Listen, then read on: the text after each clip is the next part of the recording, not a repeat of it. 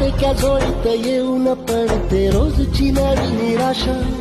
सपान गाठीला धरत वेठीला कशी रे सुटावी आशा.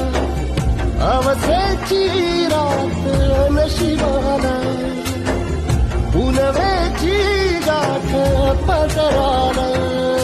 होईल पुनव मनाशी जागव खचून जाऊ नको. येईल मुठीत तुझ्याही आभाळ माघार घेऊ नको. उगाच भयान वादळ वाऱ्याच्या पाऊल रोखू नको.